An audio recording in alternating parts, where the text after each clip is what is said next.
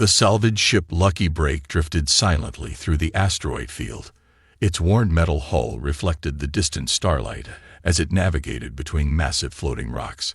Inside the bridge, Captain Tom Parker squinted at the radar display, his weathered face illuminated by the soft blue glow. "There's something big out there," he said, pointing to a blip on the screen. "Too regular to be an asteroid." His small crew gathered around. Alex Chen, the engineer, leaned forward with interest. "Could be an old mining station. Worth checking out." Maria Diaz, communications officer, shook her head. "We're in the forbidden zone, remember? Military said stay out." Tom smiled, the corners of his eyes crinkling. "And when did that ever stop us? Besides, the war ended 200 years ago. Whatever's out there is just salvage now." He steered the ship toward the mysterious object. As they cleared a large asteroid, they gasped collectively. Before them floated an enormous warship, at least 5 times the size of their salvage vessel. Its dark hull was painted with faded red markings, barely visible under layers of space dust. That's the Crimson Dawn," whispered Ben Foster, the navigator. "I thought it was just a legend." The Crimson Dawn was infamous. During the Great War against the alien forces, it had been humanity's most fearsome weapon. But after the war, all records of its technology were sealed, and the ship itself disappeared. Tom's eyes gleamed with excitement. "Do you know what tech must be on that thing? We'd be set for life." Despite the crew's hesitation, greed won out. They docked at an airlock that still functioned, the magnetic clamps engaging with surprising ease. Suited up in their EVA gear, they entered the dark ship.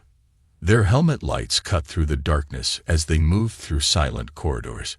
Strange symbols marked the walls, and occasional patches of red paint glinted under their beams. "This place gives me the creeps," Jack Wilson, the mechanic, muttered through the comm. "Why would they abandon a ship this size?" Alex ran her hand along a control panel, wiping away dust. "Maybe because it was too powerful.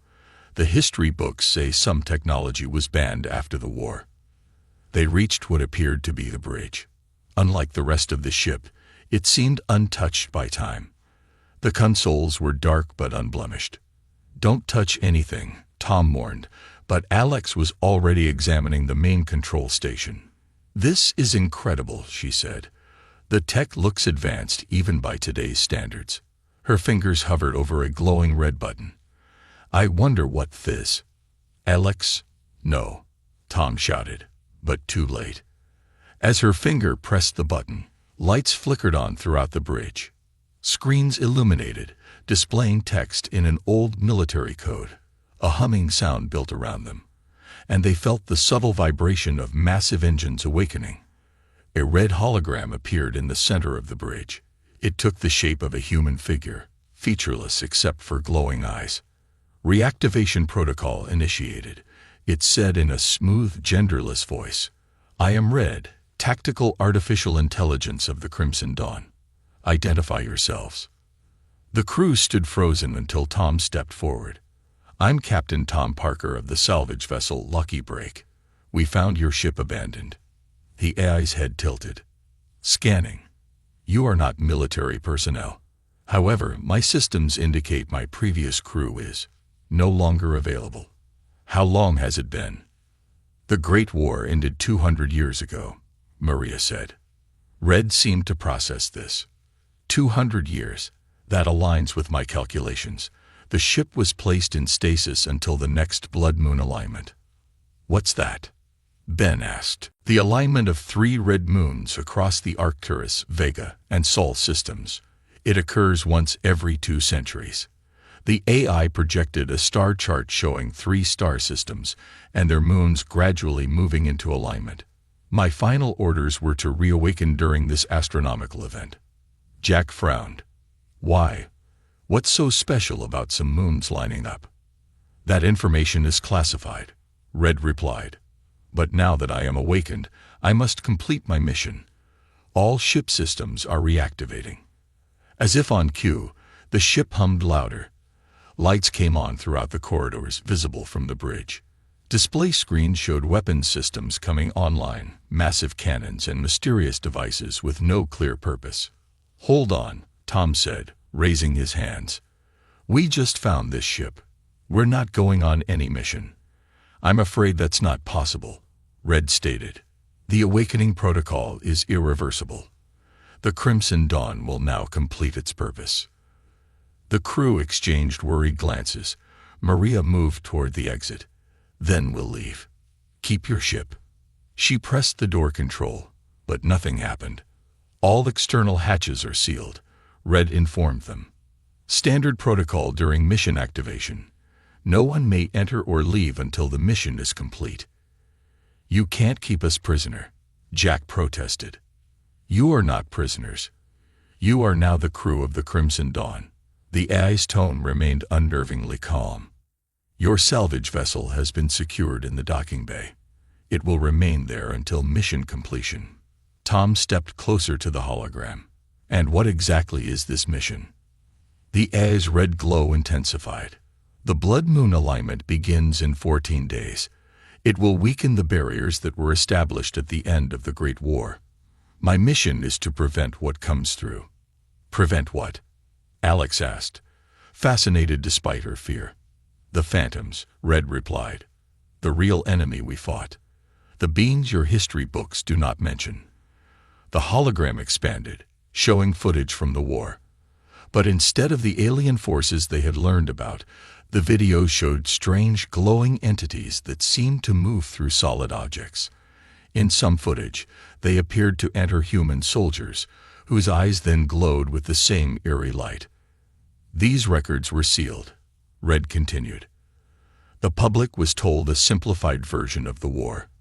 The truth was too disturbing." The crew watched in horrified fascination as the footage showed the Crimson Dawn firing unusual weapons that captured these energy beings. "The Phantoms were never defeated, merely contained," Red explained. "The Crimson Dawn was their prison and their hunter. With each Blood Moon alignment, their containment weakens. The ship must hunt once again." As the AI spoke, the lights on the bridge flickered. A strange whisper seemed to echo from the corridors, though no words could be made out. "It has already begun," Red stated. "The first signs of their return. The barriers weaken as the moons move closer to alignment." The main viewport cleared, showing them the stars outside. In the distance, a faint red glow could be seen. "The first moon moves into position," Red said. "We have limited time. You must learn to operate this vessel's systems. The hunt must begin." Tom looked at his crew, seeing their fear, but also a growing determination. Whatever they had stumbled upon was bigger than salvage now. "Looks like we got no choice," he said finally. "Teach us about this ship." "Very well," Red replied. "Prepare yourselves. The Crimson Dawn hunts again, and you are now its ghost hunters." Outside in the void of space, the massive warship's engines glowed to life, red as blood, as it pulled away from the asteroid field toward its destined hunt. The main bridge of the Crimson Dawn hummed with activity as the salvage crew tried to understand the massive warship's systems.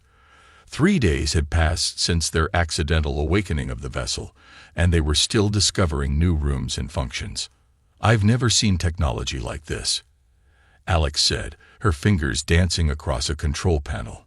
Holographic displays hovered in the air, showing ship schematics far more advanced than anything in modern use. Tom stood at the captain's station, watching a red-tinted star map. "Red, show us those records again. The ones about the ship's final mission." The AI materialized beside him, its featureless face turning toward the center of the bridge. Accessing historical archives. The lights dimmed as a holographic scene played out before them. They saw the original crew of the Crimson Dawn, military personnel in uniforms from 2 centuries ago. The captain, a stern-faced woman, spoke to her officers. "The Phantoms have breached the Arcturus colonies. We have confirmation of at least 50 possession cases. The Crimson Dawn will deploy and contain the outbreak." The scene shifted to show footage from the colonies. People walked normally one moment, then suddenly stopped, their eyes glowing with an inner light. Objects moved on their own. Machines operated without anyone touching them. These are the phantoms, Red explained. Energy beings from another dimension. They can possess both living beings and technology. Why haven't we heard about them? Maria asked, her usual skepticism giving way to fascination. After the war, all records were classified, Red replied. Humanity was told they fought alien forces. The truth, that we faced an enemy that could take over our bodies and minds, was deemed too frightening for the public. The footage continued, showing the Crimson Dawn using specialized weapons. Beams of strange energy captured glowing wisps from possessed people and machines, drawing them into containment cells within the ship. The phantoms were never defeated, Red continued, merely contained using the ship's special technology. The blood-moon alignment weakens the dimensional barriers holding them back. Jack shuddered. So these things are still in the ship? Right now? Correct, Red confirmed. The lower decks contain the containment chambers. However, with the approaching alignment, the barriers are already weakening. As if on cue, the lights flickered. A cold breeze seemed to pass through the bridge, though there was no way for wind to exist in the sealed room. Ben looked around nervously. Did anyone else feel that? Maria nodded, rubbing her arms. Like something just walked over my grave. Initial containment degradation detected, Red announced, its voice showing no emotion. Phantom energy is leaking into the ship's systems. Tom straightened up. What does that mean for us? It means the hunt has already begun, Red replied. The phantoms sense the ship is active again. They will test their boundaries. The main screen suddenly flickered, showing random images before settling on static. The temperature on the bridge dropped noticeably. Is this them? Alex whispered. The phantoms. As if in answer, the static on the screen formed a pattern. It almost looked like a face, watching them. Red, what's happening? Tom demanded. Phantom energy is interacting with our systems, the eye replied. They remember this ship. They fear it. The face in the static seemed to smile before the screen went blank. The temperature returned to normal. Communications system check, Maria said, moving to her station. Her fingers flew over the controls. I'm picking up distress signals from multiple systems. Put it on speaker, Tom ordered. A crackle of static, then a panicked voice. Unexplained equipment failures. Medical bay reporting patients speaking in unknown languages. Request immediate. The message cut off. Another voice broke through. Mining outpost Theta 7 declaring emergency. Workers are exhibiting strange behavior. 3 deaths already from supposed accidents. Something is wrong with. Static again. Maria looked up, face pale. These are coming from all over the sector. Whatever these phantoms are, they're not just on the ship anymore. Red, explain, Tom demanded. The AI's hologram flickered slightly. As I stated, the blood-moon alignment weakens dimensional barriers. The phantoms contained within this ship are merely a fraction of their total number. Others were trapped in pockets throughout space. As the moons align, these pockets are breaking down. Alex stood up from her station. I need to check something. She hurried out of the bridge, the others following her down the corridor. They arrived at a maintenance shaft that led deep into the ship. I found this earlier, Alex explained. It goes down to the lower decks, where the containment cells are supposed to be. Tom nodded. Let's see what we're dealing with. They descended through the shaft, the lights growing dimmer as they went deeper. Eventually, they reached a massive door marked with warning symbols. Red, open this, Tom commanded. Warning. Containment sector houses dangerous entities. Proceed with caution. The AI's voice came through their comms. The door slid open with a groan of metal, revealing a vast chamber beyond. Inside were hundreds of glass-like cells, each glowing with a faint blue light. Inside many of the cells, wisps of reddish energy moved about like living smoke. "The Phantoms," Ben whispered. As they watched, one of the energy wisps pressed against its containment field.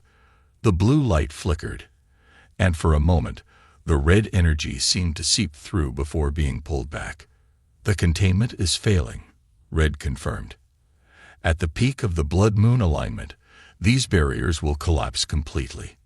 A sudden noise made them turn. At the far end of the chamber, one of the cells was dark. Its door hung open. "Red, was that cell empty?"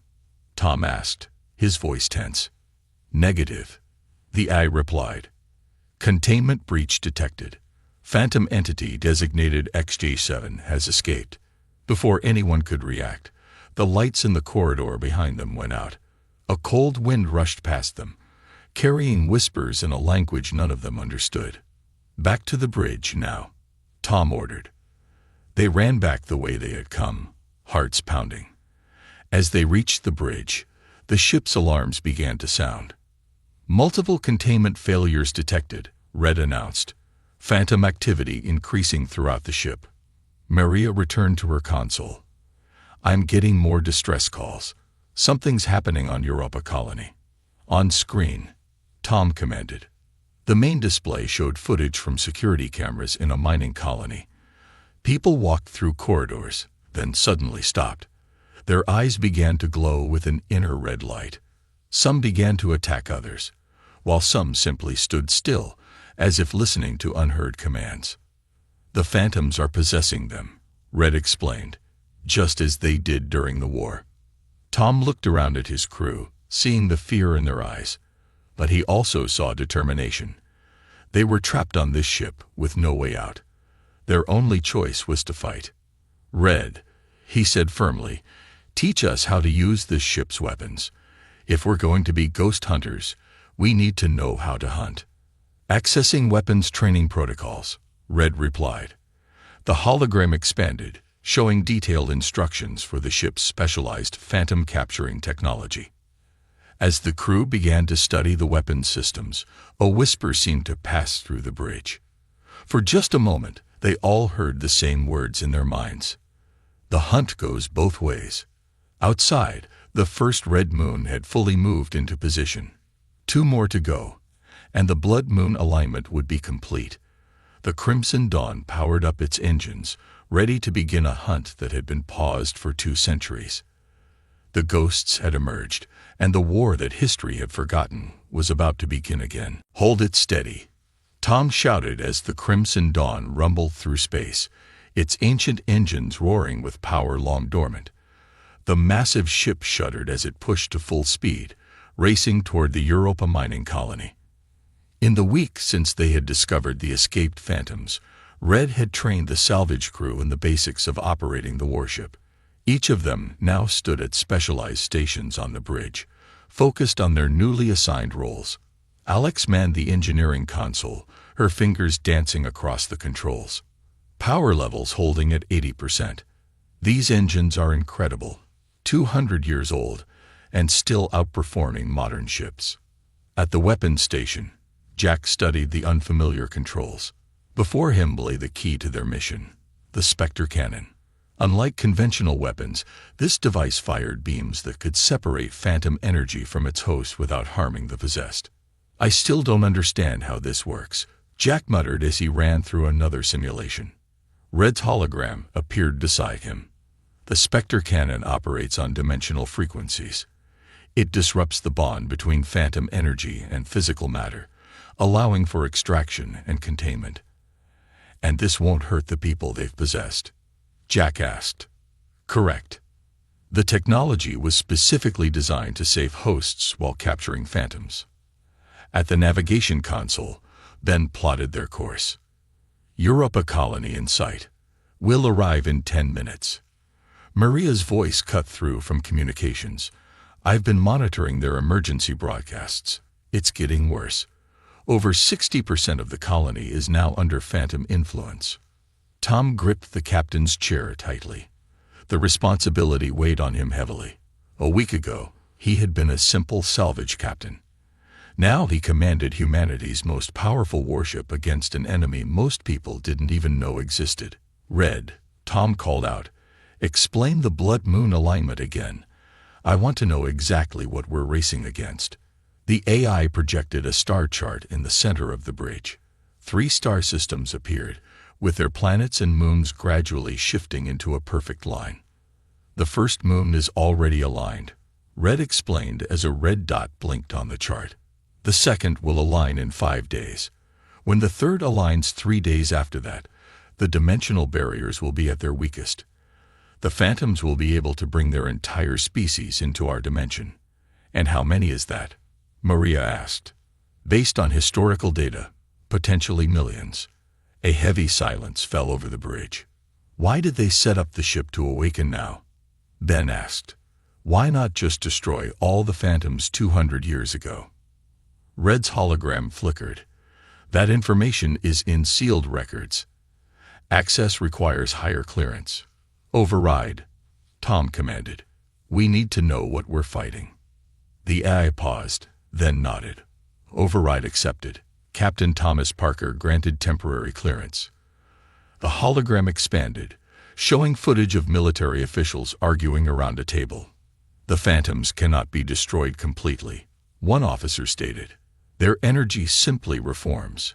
The best we can do is contain them. Another officer spoke. The Crimson Dawn has managed to capture their leaders. Without them, the rest are disorganized. Our scientists believe a permanent solution may be possible with more research. So they put the ship in stasis, Tom realized. Set it to wake up when the phantoms would try to return, hoping future generations would have better technology to deal with them. Correct, Red confirmed. But weapon development took a different path after the war. No military force currently possesses technology capable of containing phantoms.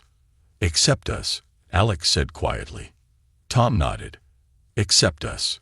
The ship shuddered as it dropped out of faster-than-light travel. The massive blue moon of Europa filled their view screen, with the mining colony visible as a cluster of lights on its icy surface. Scans show high concentrations of phantom energy throughout the colony, Ben reported, particularly in the main control center. They're smart, Tom noted, taking over the most critical systems first. How do we do this? Jack asked, his hand hovering over the weapons controls. Tom stood up. We need to get down there.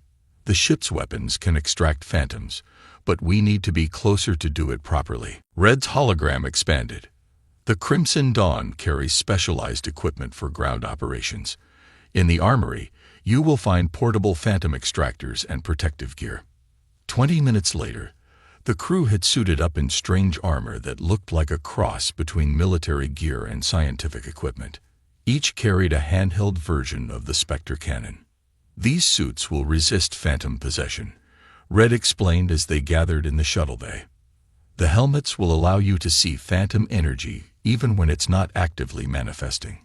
Tom looked at his crew. None of them were soldiers. A salvage engineer, a communications officer, a navigator, and a mechanic. Hardly the team you'd send to fight an interdimensional invasion. Yet here they stood, humanity's unlikely defenders. Remember, Tom said, our primary goal is to free the possessed miners. Capture the phantoms if possible, but saving people comes first. The shuttle descended through Europa's thin atmosphere, landing near the colony's main entrance. Through their helmet visors, they could see the world differently.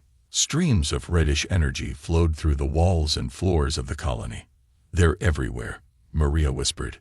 Stay close, Tom ordered as they entered the airlock. Inside, the colony was eerily quiet. The lights flickered and equipment hummed at unusual frequencies. Through their specialized visors, they could see red energy flowing through the electrical systems. They encountered the first possessed miners in the main corridor. 3 people stood perfectly still, their eyes glowing red through their mining helmets. When they spotted the crew, they moved with unnatural speed. Now, Jack, Tom shouted. Jack raised his extractor and fired. A beam of blue-white energy struck the lead miner. The red glow was pulled from his body like smoke being sucked into a vacuum. The miner collapsed, but the phantom energy fought against the beam. Increase power, Red instructed through their comms. Jack adjusted a dial, and the beam intensified. The red energy was fully extracted, compressed into a small glowing sphere that was automatically contained in a compartment of the extractor. The other two miners rushed forward. Alex and Maria fired their extractors, struggling to control the powerful devices. Eventually, they succeeded in freeing both miners. 3 down, Ben said, looking at his scanner. About 200 more to go. As they moved deeper into the colony, they encountered more resistance. Some phantoms had learned to use the miners' tools as weapons. Others simply threw themselves at the crew, hoping to overwhelm their protective suits. In the medical bay, they found dozens of miners in various states of possession. Some were fully taken over, while others seemed to be fighting the influence. They're learning, Tom realized as they worked to free the miners, adapting to our weapons. One of the freed miners, a supervisor named Drake, regained consciousness. What happened? He gasped. You were possessed, Tom explained quickly, by entities called phantoms. We're here to help. Drake's eyes widened. I remember, something in my head, whispering, showing me how to sabotage the life support systems. That's their goal, Red explained through Tom's comm. To eliminate human presence so they can take over the colony completely. Have you seen anything unusual in the past few weeks? Tom asked the supervisor. Before all this started, Drake nodded weakly. The deep drilling team found something strange in the ice, a sort of red crystal. That's when people started acting weird. Tom looked at his crew. A phantom containment pocket. The drilling must have broken it open. There are similar reports from other systems, Maria added. All places where the blood moon alignment is visible. As they continued through the colony, freeing miners and capturing phantoms, Ben studied his scanner with growing concern. Tom, he called out, I've been mapping the phantom energy flows. They're not random. Look at this pattern. On his scanner, the red energy streams formed a spiral pattern, all flowing toward the colony's central power core. They're building something, Alex realized, using the colony's power to create. What? A beacon, Red answered through their comms. The same pattern appeared during the war. They're trying to signal to others of their kind, to guide them through the weakening dimensional barriers. Tom's face hardened with determination. Then that's where we're going. To the core. The hunt that had begun as a rescue mission had become something more. As they fought their way toward the colony's center, Tom understood that they weren't just saving miners. They were fighting the first battle in a war that had merely been paused, not ended, 2 centuries ago. And somewhere in the vastness of space, the second red moon moved steadily toward alignment. The crimson dawn hung in space above Earth, its massive hull reflecting the reddish glow of the second moon as it moved into perfect alignment. In the 2 weeks since their first battle on Europa, Tom and his crew had fought phantoms across 3 star systems. Their faces showed the strain of constant combat, with dark circles under their eyes and a grim determination in their expressions. On the bridge, Maria monitored communications from a dozen worlds. Another outbreak reported on Mars colony, and the military base on Titan has gone dark. Tom rubbed his tired eyes. Add them to the list. We'll head to Mars next. They have the largest civilian population. The crew had settled into their roles as ghost hunters, a nickname that had spread through distress calls and urgent messages. Stories about the mysterious warship that appeared to fight invisible enemies had reached Earth's military command. Incoming transmission from Earth Defense Force, Maria announced. Put it through, Tom said, straightening in the captain's chair. A stern military officer appeared on screen. This is Admiral Wilson of Earth Defense. Unidentified warship, you are ordered to stand down and prepare for boarding. Tom exchanged glances with his crew before responding. Admiral, this is Captain Tom Parker. We're dealing with a threat you don't understand. We understand perfectly well, Captain, the Admiral replied. You're operating a restricted military vessel without authorization. We have multiple reports of your crew using unknown weapons on civilians.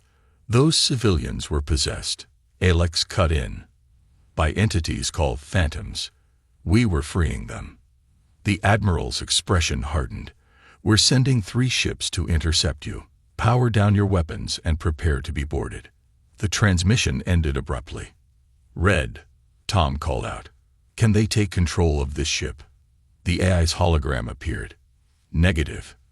The Crimson Dawn operates on unique protocols. It recognizes only its active crew as authorized operators. So they can't override you. No modern military codes can access my systems. The Crimson Dawn was designed to operate independently if necessary. Jack looked up from the weapons console. 3 military ships approaching, heavily armed. Tom made a quick decision. We can't waste time fighting our own people. Then, plot a course to Mars. Maximum speed. What about the military ships? Maria asked. We'll outrun them. The Crimson Dawn is faster than anything they have. As the massive warship accelerated away from Earth, leaving the military vessels behind, Alex studied some readings from the ship's core that had been bothering her. Tom, she called out, I need to show you something. She led him down to the engineering level, through corridors they rarely visited. Deep in the heart of the ship, they reached a sealed door with warning symbols. I found this in the ship's schematics, Alex explained. It's the power core. But the readings don't make sense. It's not using any fuel source I recognize. Red, Tom addressed the AI. Open this door. Warning. Core section contains sensitive technology. Proceed with caution, Red replied as the heavy door slid open. Inside, they found not the expected reactor, but a massive chamber containing a swirling mass of red energy. Phantom essence, contained within a complex field of blue energy. What is this? Tom asked, stunned. Red's hologram appeared beside them. This is the true heart of the Crimson Dawn. The ship is powered by controlled phantom energy. Alex stepped back in shock. We're running on the same thing we're fighting. The Crimson Dawn was the military's most classified project, Red explained. Scientists discovered that phantom energy, when properly contained and channeled, provided nearly limitless power. This is why the ship was forbidden and abandoned after the war. The military feared that knowledge of this technology might lead to dangerous experimentation. Tom stared at the swirling energy. That's why we can track and capture other phantoms so effectively. The ship uses their own energy signature. Correct, Red confirmed. The captured phantoms recognize this. It is why they fear this vessel. As they returned to the bridge, Ben called out, We've reached Mars orbit, but you need to see this. The view screen showed the red planet, but something was wrong. Vast patterns of light covered the surface, forming complex geometric shapes that pulsed with energy. What are they doing? Maria whispered. The same thing they tried on Europa, but on a planetary scale, Red answered. They're building a beacon to guide more of their kind through the weakening dimensional barriers. Jack studied the weapons readouts. Our extractors won't work on something that big. We need a new approach. Tom thought quickly. Red, can we use the ship's core, the phantom energy, to disrupt their beacon somehow? Theoretically possible, the AI replied. The controlled phantom energy could be configured to emit a counter-frequency. Do it, Tom ordered. As Red worked with Alex to modify the ship's systems, an urgent message came through. Tom, Maria called. I've been analyzing the pattern of outbreaks. Look at this. She displayed a star chart showing all reported phantom activities. When connected, they formed a clear pattern pointing to a single location, an abandoned space station at the exact center of where the 3 red moons would align. That's their gathering point, Tom realized. They're not just escaping randomly. They're being directed there. At that moment, the ship shuddered as Red and Alex activated the modified energy field. On Mars below, the geometric patterns flickered and began to fade. It's working, Alex reported. The phantom energy in our core is disrupting their beacon. But their victory was short-lived. From the planet's surface, a massive surge of red energy shot upward, striking the Crimson Dawn with unexpected force. Warning alarms blared throughout the ship. Multiple systems damage, Red announced. The Phantoms have adapted their attack to target our containment fields. As the crew rushed to repair critical systems, a military communication broke through. Captain Parker. Admiral Wilson's voice came over the speakers, his tone different now. Our sensors detected unusual energy from Mars. What exactly are you fighting out there? Tom took a deep breath. The real enemy from the Great War, Admiral. The one that was covered up. We need your help, not your interference. A long pause then. My grandfather served in that war. Before he died, he told stories. Stories no one believed. About things that could possess people. Those stories were true, Tom said. And we have less than 3 days before the third moon aligns and the Phantoms bring their entire species into our dimension. Another pause. What do you need from us? Keep people away from the abandoned station at these coordinates. Tom sent the location Maria had identified. And let us do our job. Understood, the Admiral replied. Good hunting, Captain. As the communication ended, the crew looked to Tom for direction. We've been fighting defensive battles, he said, his voice firm. Now it's time to take the fight to them. Ben, set course for that station. Red, I want to know everything about the original captain's mission. Did they try to destroy the Phantoms, or was there another plan? Red's hologram flickered. That information is in the final sealed records. Access requires command authorization. You have it, Tom stated. Show us. The hologram expanded, revealing the face of the Crimson Dawn's original captain, a woman whose eyes held the same determination Tom now felt. This is Captain Diana Wells, final log entry, she began. The military wants us to exterminate the Phantoms completely, but I've made a different decision. Our studies show they're not inherently malevolent. They're desperate. Their dimension is collapsing, and they see ours as their only escape. She continued, her voice steady. I've configured the Crimson Dawn not as a weapon of destruction, but of judgment. The ship will evaluate whether peaceful coexistence is possible. If the Phantoms can be reasoned with, there might be a solution other than war. The ship will awaken during the next blood moon alignment to make this determination. The log ended, leaving Tom and his crew in stunned silence. She didn't want to destroy them, Maria said quietly. She wanted to find another way. Tom looked at the view screen, where the second blood moon now glowed fully aligned. The third was already moving into position. Then we'll finish her mission, he declared. One way or another, this ends at that station. The Crimson Dawn turned toward its final destination, its hull scarred from battles across the stars. The crew no longer resembled the salvage team they had been. They were warriors now, facing the culmination of a 200-year-old conflict.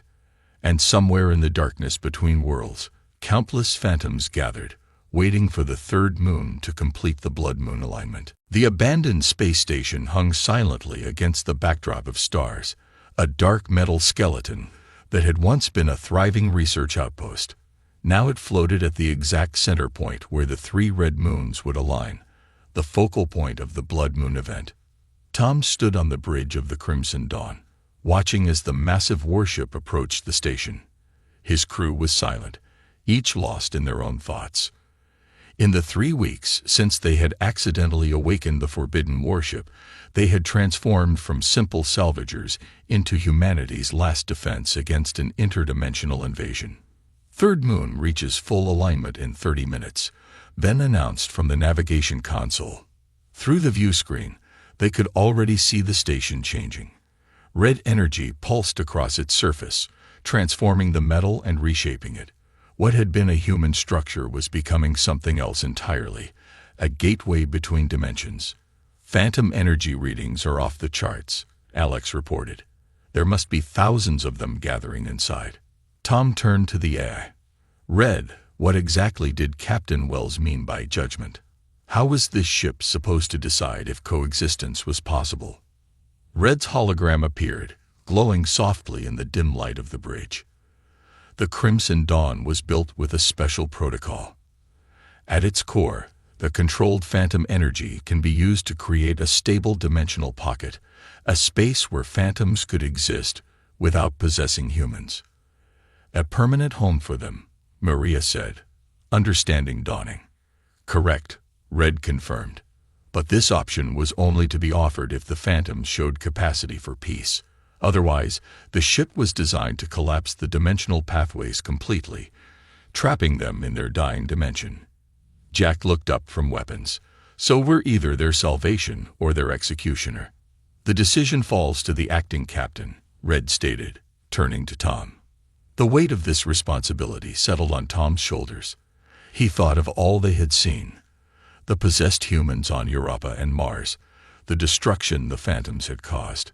But he also remembered the logs from Captain Wells, her belief that another solution was possible.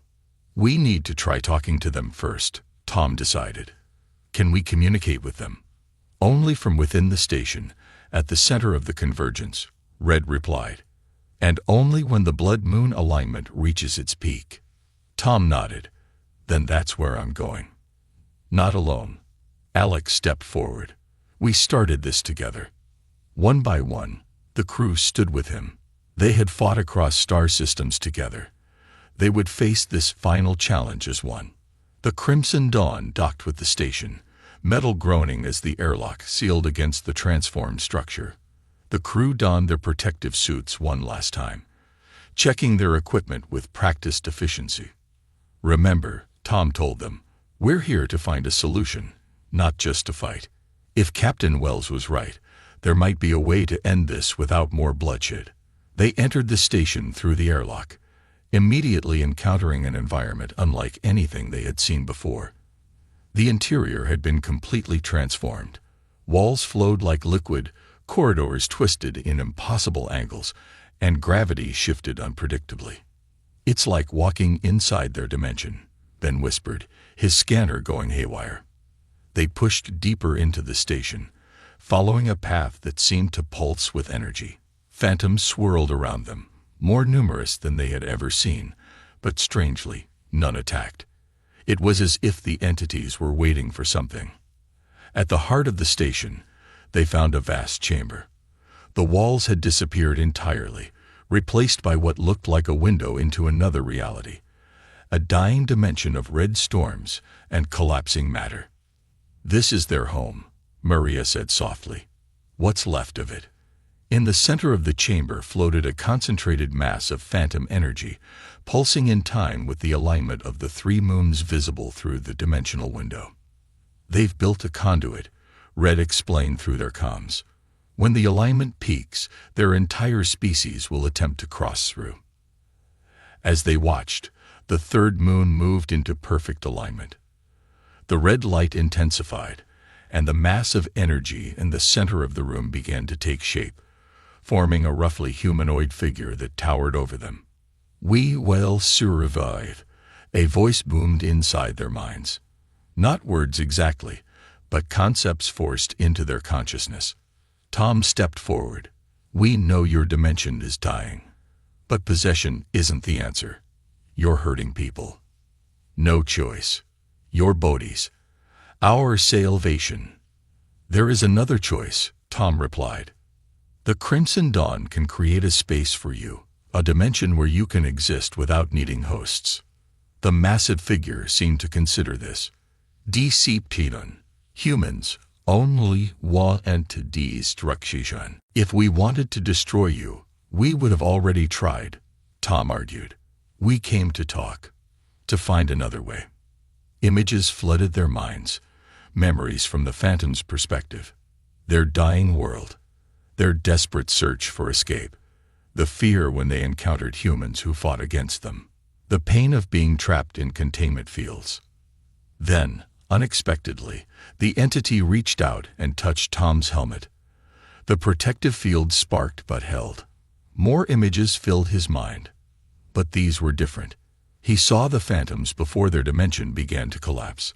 They were peaceful beings, existing as pure energy, creating rather than destroying. You weren't always like this, Tom realized. Desperation changed you. Survival requires adaptation. But it doesn't have to be this way anymore, Tom said. He turned to his crew. We need to show them what the ship can do. Jack, the containment sample. Jack stepped forward with a small container they had brought from the ship, a controlled sample of the phantom energy that powered the Crimson Dawn. This is from your own kind, Tom explained. Energy that exists in balance with our technology, not possessing, but coexisting. The towering figure leaned down to examine the container. The energy inside seemed to respond to the larger entity's presence, swirling in patterns that almost resembled communication. Possibility, the entity finally acknowledged. But truest is required. Tom made a decision then, the kind only a captain could make. He reached up and removed his helmet, exposing himself to the phantom energy that filled the chamber. Tom, no, Alex cried out. But Tom stood firm, unprotected before the massive entity. I trust that you want survival, not war. Show me that my trust isn't misplaced. For a moment, the red energy swirled around him, touching his skin with cold fire. He felt the presence of thousands of consciousnesses, examining him, judging him. Then, unexpectedly, the entity shrank back. HCCPTA&C, show us this any do home. Tom put his helmet back on, his hands trembling slightly. Red, he said into his comm, initiate the dimensional pocket protocol. From the docked Crimson Dawn, a pulse of blue-white energy shot through the station. It met the red energy of the phantoms, and instead of fighting against it, began to weave together with it. The dimensional window shifted, showing not the dying red world but a new space, a pocket between realities where energy could exist freely. This can be yours, Tom said. A place where you don't need physical hosts, where you can rebuild what you lost. The entity seemed to expand, as if drawing in a breath. Judge you meant to exceed. With that, the mass of phantom energy began to flow toward the new dimensional pocket, not just from the station, but from across space. Red streams visible through the window as phantoms released their hosts and returned to join their kind. The crew watched in awe as thousands upon thousands of energy beings flowed past them, no longer threatening but simply seeking home. It's working, Maria whispered. They're leaving the possessed people. As the last of the phantoms entered their new realm, the entity faced Tom one final time. Gratitude. Remembrance. This DBT will not be forgotten. The 3 blood moons began to move out of alignment, their red glow fading. The dimensional window remained, but now stabilized by the Crimson Dawn's technology, a permanent gateway to the Phantom's new home. Tom looked at his crew, their faces showing exhaustion but also pride. They had completed Captain Wells' mission, not with destruction, but with understanding. Let's go home, he said simply. As they returned to the Crimson Dawn, they knew the ship would no longer be forbidden. It would serve as both embassy and guardian, ensuring the peace between dimensions held. And its crew, once simple salvagers, would become the mediators between 2 very different forms of life. The hunt was over. The judgment had been made. And in the space between 3 red moons, a new chapter in human history had begun.